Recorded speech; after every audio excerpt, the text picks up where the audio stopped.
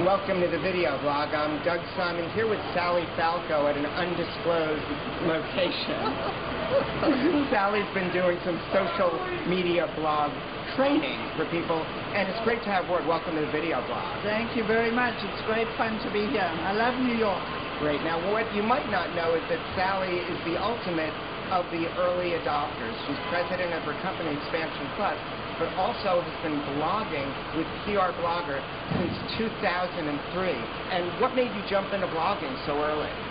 Well, actually, it was an odd story. I was working with social media rooms at that time, online media rooms, and I talked to this company called Mystic Technologies, and Bill said to me, why don't you do this thing called a blog, and it'll give you great search results. And I didn't really know what I was doing, and I thought, well, that sounds good. And he said, you just write, and you just write, and you just write, and you can write whatever you like. And I thought, hey, that sounds like fun, I'll do that. And at the end of 30 days, he said, you have 100 subscribers to your blog. And I thought, that's impossible. Where did they come from? And then I suddenly realized I better pay attention to what I was writing and not just write and write and write. And so in a little bit over time, I figured out what I wanted to do. I've always had a real passion for educating young PR people. And then I thought that this was something that all PR people need to know about. So that's what Proactive, it's called Proactive, the blog. And it's an education all about research, consumer and buyer behavior, how the internet is changing things, PR trends and technology that PR people would find interesting. Great. So now, how is the internet changing things? That's a pretty narrow question for you.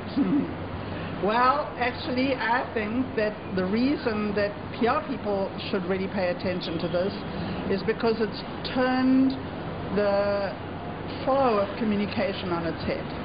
Whereas before, companies were creating messages, finding ways to get them out, pushing all the messages out.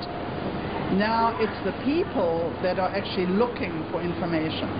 And we have to be on the other side of that. It's become pull rather than push.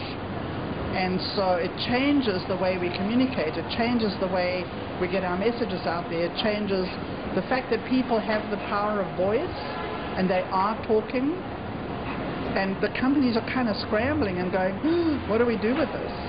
Are PR practitioners doing a good enough job listening, or are we still trying to shove our messages down people's throats? And in a way, could that be alienating the audiences we're trying to sort of engage? Oh, it certainly is alienating. People have said very clearly in words of one syllable, we don't want to be interrupted. We don't want your message pushed in our face. We don't trust people who do that. We want to talk to people just like ourselves. The best spokesperson is no longer your CEO or your CFO. We'd like to talk to a real, authentic, and genuine person, and we want them to talk back to us. Now, with the growth of video and what I believe is the authenticity it brings to messages, because inauthentic messages on video, you discover them really fast. You do. How is that changing things? I think that the broadband, as it's grown, has made it possible for us to have all this video online, and that is definitely changing things. You look at how YouTube has grown on my blog, and it's many other places as well. There is a graph of how the traffic in YouTube has grown and grown and grown, and it doesn't seem to be slowing down. All the online, even the networks, they've put up this thing called Hulu, because people are going online to look for stuff. So, and the authenticity of the message, there it is. If it's in pictures, there it is. If the battery exploded and I took the picture, there it is. So, you know, it's just, the days of the VNR are gone. And thank you for that. But there is just so much that companies can do with video. Huge amounts they can do. They can tell the story. We keep hearing, tell them, don't sell them. My God, have PR people got an opportunity to tell the story?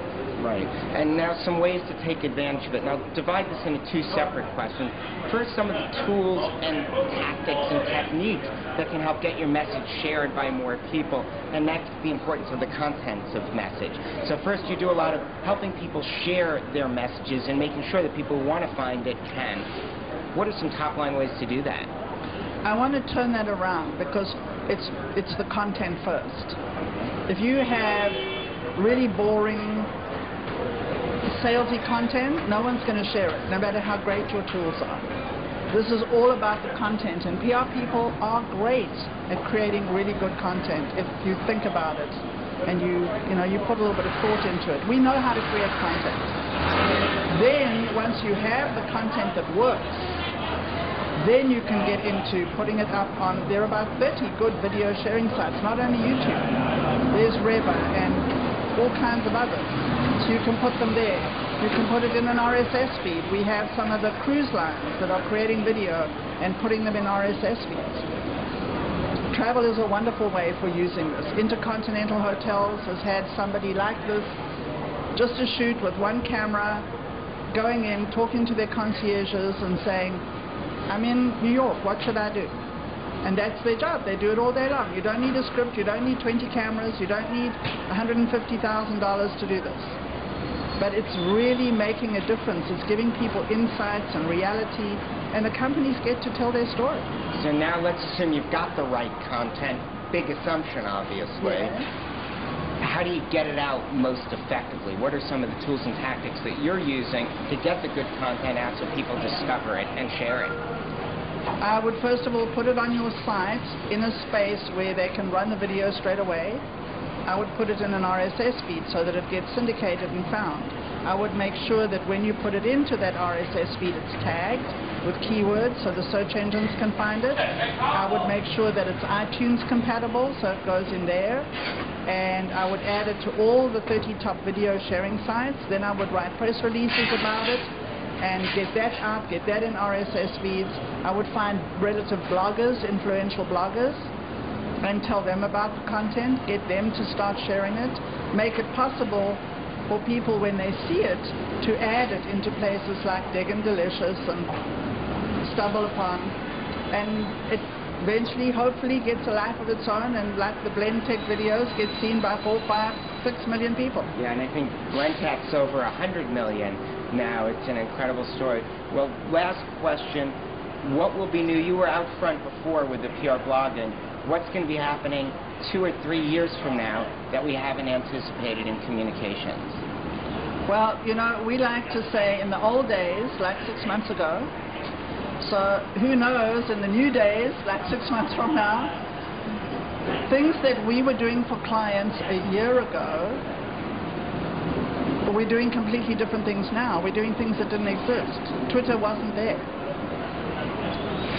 I think one of the things that we need to look at is mobile. And a lot, again, it's just content though.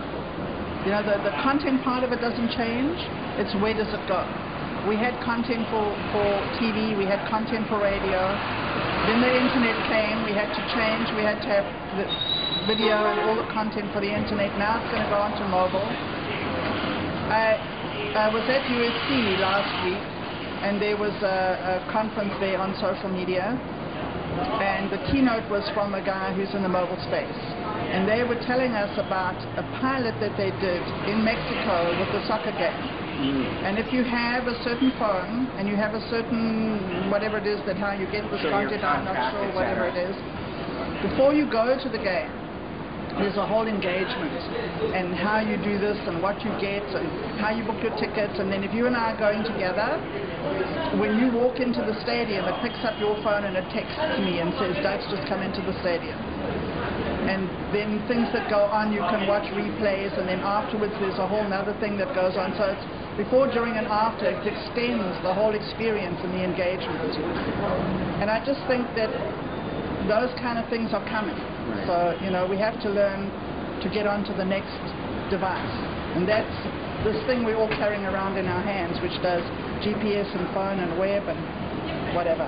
Great. Well, this is awesome that you've been with, because what they're doing, they're extending social media to the fan experience at sporting events. So it's great. Now, I know we had to talk with you in an undisclosed location, but as some of my viewers may have been wondering about the background noise, I'm going to quickly probably blind my cameraman, make him crazy by darting out into the sun to show that we're not just adding these sounds for effect. But you've been great, and I'll let you get back to your conference, and thanks for being with us. Thank you very much.